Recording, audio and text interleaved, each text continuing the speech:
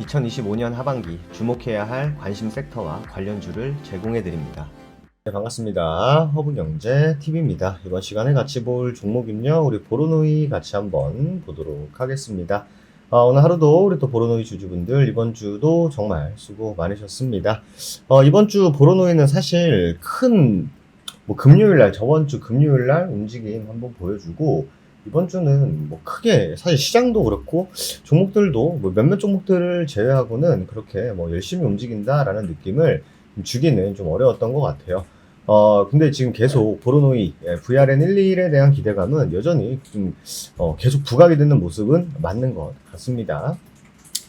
뭐 이 약물이 기본적으로 기존 치료제들이 가지는 한계를 좀 정면으로 돌파하려는 전략으로 설계가 됐죠. 또 EGFR TKI 계열의 경구 치료제입니다. 특히 이제 아시아인이 이 비소세포 폐암 환자 중에 절반 이상이 이 돌연변이를 가지고 있기 때문에 상당수는 기존 치료제에 대한 내성이 생기거나 뇌로 전이되는 이제 문제를 겪습니다. 하지만 지금까지 이들을 위한 뚜렷한 치료 옵션은 사실 거의 없다라고 보는 게 맞죠. 그러니까 어제 말씀드린 거 이제 그러니까 이쪽에 대한 경쟁은 많은데 실질적으로 이 변이 타겟으로 하는 그런 또 임상이 좀 제한적이다라는 거죠.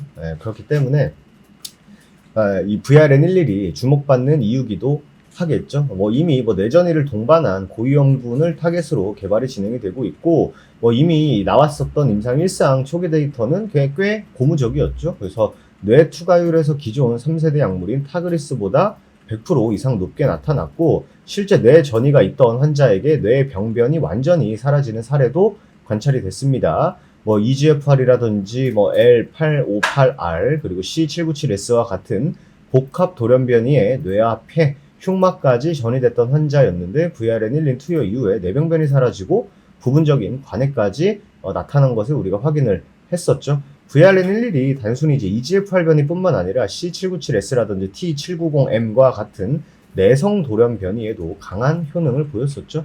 비정형 변이에도 반응 범위를 넓게 확보하고 있기 때문에 단일 약물로 여러 유형의 내성 메커니즘에 대응할 수 있다는 강점도 가지고 있습니다.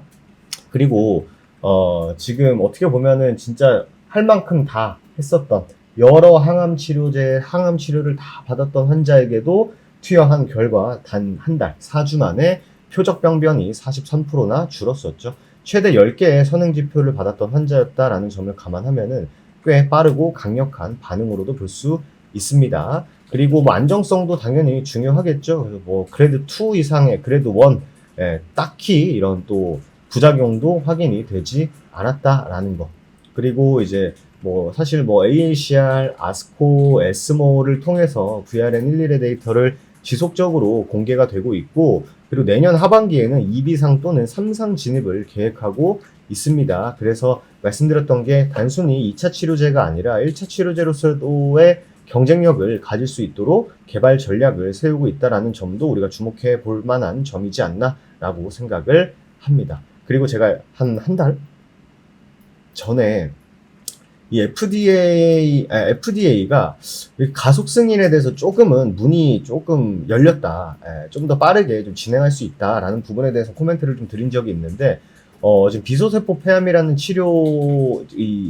비소세포 폐암이라는 이 병 자체가 꽤 치명적인 질환이고, 기존 치료 실패 환자라는 이 미충족 수요가 있고, 그리고 종양 크기 감소, 뇌병변 소실 등 초기 효능 신호도 모두 대리평가 변수로 활용이 될 수 있기 때문에 꽤 FDA의 그 속도감에 어떻게 보면 좀 충족한다라는 것도 좀 말씀을 드렸던 것 같습니다. 물론 지금이야 좀 초기 단계일 수는 있습니다. 소수 환자를 대상으로 한 임상 1상 데이터인 만큼 이제는 대규모 후기 임상에서 일관된 결과가 나올지에 대한 검증이 당연히 필요합니다만, VRN11의 이 보로노이가 어떻게 보면 좀 표현이 좀 그럴 수 있습니다. 좀 목매고 있는 이유는 명확하다, 이렇게 보시면 되실 것 같습니다. 그렇기 때문에 우리가 조금 지켜봐야 될 부분도 있고, 반대로 좀 기대할 수 있는 부분도 여전히 좀 있기 때문에, 단순히 지금 주가 오르고 내리는 것도 당연히 중요합니다만, 지금 주가의 위치라든지 그리고 또 모멘텀이 터질 수 있는 그런 또 가능성, 이런 것들을 놓고 봤을 때는 보로노이 지금이야 사실 시장에서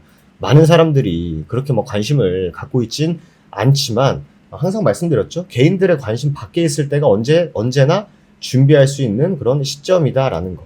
그게 가장 좀 중요한 체크포인트로 볼 수 있지 않을까 생각을 합니다.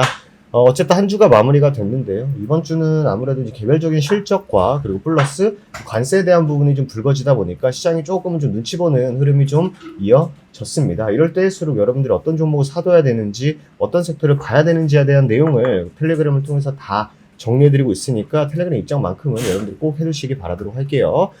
영상 하단에 보시면 댓글 있죠? 댓글에 보시면 채널 링크 있습니다. 꼭 입장해 두시고 편안한 주말 보내시기 바라도록 하겠습니다. 좋습니다. 오늘 하루도 여러분들 이번 주도 너무 고생 많으셨고요. 저는 또 다음 이 시간에 다시 인사드리도록 하겠습니다. 감사합니다.